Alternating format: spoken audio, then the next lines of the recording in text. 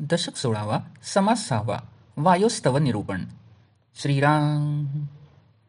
धन्य धन्य हा वायदेव, याचा विचित्र स्वभाव. वायो करिता सकळ जीव, वर्तती जनी श्रीराम. वायो करिता श्वासोश्वास, नाना विद्यांचा अभ्यास. वायो करिता शरीरास, चळण घडे श्रीराम. चळण वळण प्रासारण, निरोधन आणि आकोचन. प्राण अपान व्यान उदान, समान वायू श्रीराम. नागकूर्म कर्कश वायो, देवदत्त धनंजयो. ऐसे हे वायोचे स्वभाव, उदंड असती श्रीराम. वायो ब्रह्मांडी प्रगटला, ब्रह्मांड देवतास पुरवला. तेथून पिंडी प्रगटला, नाना गुणे श्रीराम. स्वर्गलोकी सकळ देव, तैसेची पुरुषार्थी दानव. मृत्युलोकींचे मानव, विख्यात राजे श्रीराम. नरदेही नाना भेदे, अनंत भेदाची श्वापदे. वनचरे जळचरे आनंदे, क्रीडा करती श्रीराम. त्या समस्तांमध्ये वायू खेळे, खेचर कुळ अवघे चळे. उठती वनीचे उभाळे, वायू करिता श्रीराम. वायो मेघाचे भरण भरी, सवेच पेटून परते सारी. वायो ऐसा कारभारी, दुसरा नाही श्रीराम. परी ते आत्मयाची सत्ता, वर्ते शरीरी तत्वता. परी व्यापकपणे या समर्था, तुलना नाही श्रीराम. गिरीहून दाट फौजा, मेघ उठिले लोककाजा. गर्ज गर्जो तडक विजा, वायो बळे श्रीराम. चंद्र सूर्य नक्षत्र माळा, ग्रहमंडळे मेघमाळा. ये ब्रह्मांडी नाना कळा, वायो करिता श्रीराम. ये कवटले ते निवडेना, कालवले ते वेगळे होयना. तैसे हे बेचाड नाना, केवी कळे श्रीराम. वायो सुटे सरारा, असंभाव्य पडती गारा. तैसे जीव हे नीरा, सरिसे पडती श्रीराम. वायू रूपे कमळ कळा, तोची आधार जळा. तया जळाच्या आधारे भूगोळा, शेषे धरिले श्रीराम. शेषास पवनाचा आहार, आहारे फुगे शरीर.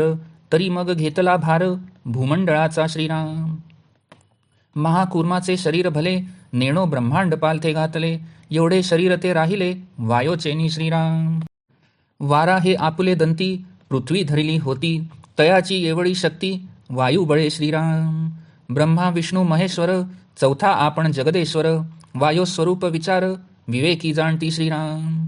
33 कोटी सुरवर, 88 सहस्त्र ऋषेश्वर. सिद्धयोगी भारे भार, वायो करिता श्रीराम. 9 कोटी कात्यायणी, 56 कोटी चामुंडिणी. 8 कोटी भूतखाणी, वायो रूपे श्रीराम. भूते देवते नाना शक्ती, वायो रूप त्यांच्या व्यक्ती. नाना जीव नेणो किती, भूमंडळी श्रीराम. पिंडी ब्रह्मांडी पुरवला, बाहेर कंचुकास गेला. सकळा ठाई पुरवला, समर्थ वायू श्रीराम. ऐसा हा समर्थ पवन, हनुमंत जयाचा नंदन. रघुनाथ स्मरणी तनमन, हनुमंताचे श्रीराम. हनुमंत वायोचा प्रसिद्ध, पित्या पुत्रास नाही भेद. म्हणून दोघेही अभेद, पुरुषार्थविषयी श्रीराम.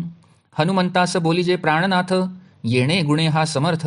प्राणे विण सकळ व्यर्थ, होत जाते श्रीराम. मागे मृत्य आला हनुमंता, तेव्हा वायो रोधला होता. सकळ देवास अवस्था, प्राणात मांडले श्रीराम. देव सकळ मिळवून, केले वायूचे स्तवन.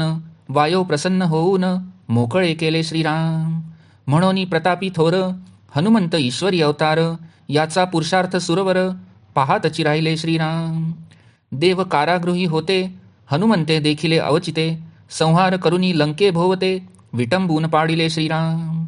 उसणे घेतले देवांचे, मूळ शोधिले राक्षसांचे. मोठे कौतुक पुच्छकेताचे, आश्चर्य वाटे श्रीराम. रावण होता सिंहासनावरी, तेथे जाऊन ठोसरे मारी. लंकेमध्ये निरोध करी, उदक कैचे श्रीराम. देवाचा आधार वाटला, मोठा पुरुषार्थ देखिला. मनामध्ये रघुनाथाला, करुणा करीती श्रीराम. दैत्य अवघे संहारिले, देव तत्काळ सोडिले. प्राणी मात्र सुखी झाले, त्रैलोक्यवासी श्रीराम. इति श्रीदासबोधे गुरुशिष्य संवादे वायोस्तव निरूपण नाम समास 6वा समाप्त.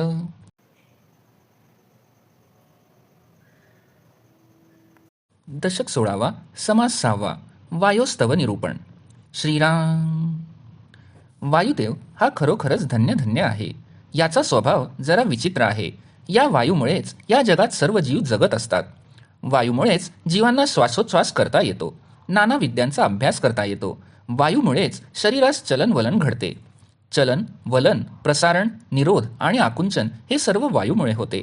शरीरात प्राण, अपान, व्यान, उदान आणि समान हे 5 मुख्य प्राण आहेत. यांच्या रूपाने वायूच माणसाच्या शरीरात वावरतो.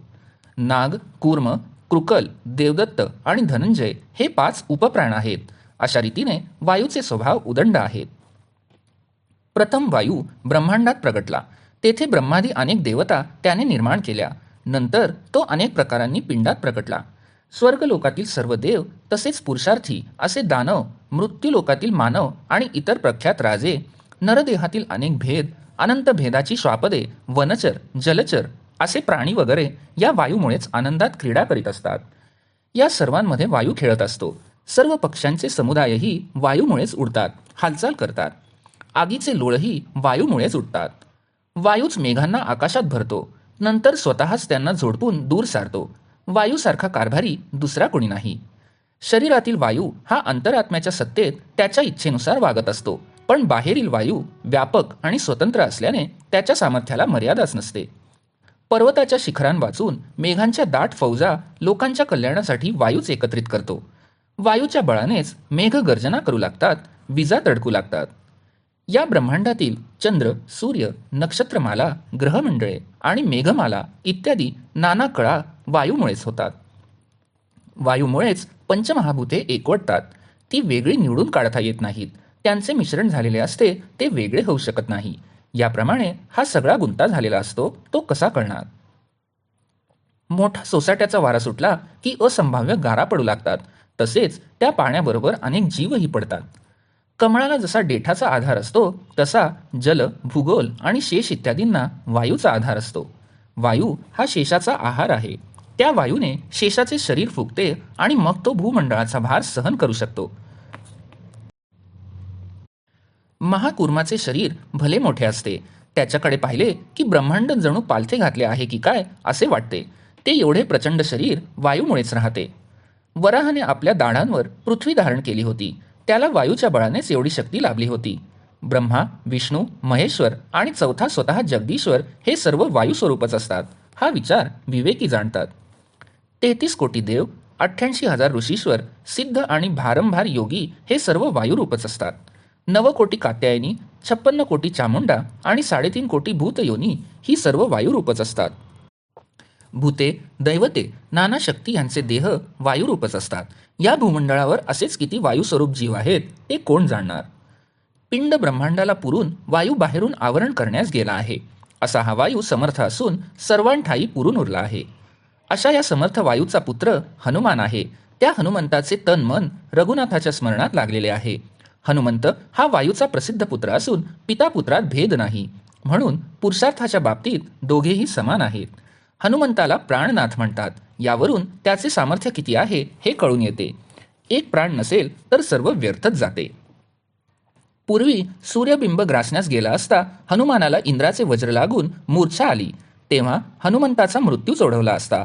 पण वायूने सर्वांच्या प्राणांचा निरोध केला आणि त्यामुळे सर्व देवांची प्राणांत अवस्था झाली.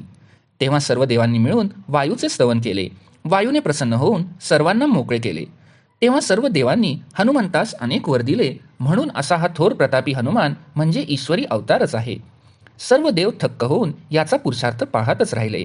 देव रावणाच्या कारागृहात होते हे हनुमंताने पाहिल्यावर त्याने अकस्मात अनेक राक्षसांचा संहार करून त्यांची विटंबना करून त्यांना लंकेभोवती फेकून दिले. रावणाने देवांना दिलेल्या कष्टाचे हनुमंताने उट्टे काढले. त्याने राक्षसांची पाळेमुळे खणून काढली. या पुच्छकेतूच्या पराक्रमाचे मोठे आश्चर्य आणि कौतुक वाटते. रावण सिंहासनावर बसला असता तेथे जाऊन हनुमंताने त्यास ठोसे मारले. लंकेमध्ये त्याने निरोध केला. त्यामुळे तेथे उदक मिळेनासे झाले. त्याचा तो मोठा पराक्रम पाहून देवांना आधार वाटला. त्यांनी मनामध्ये रघुनाथाला करुणेने आळविले.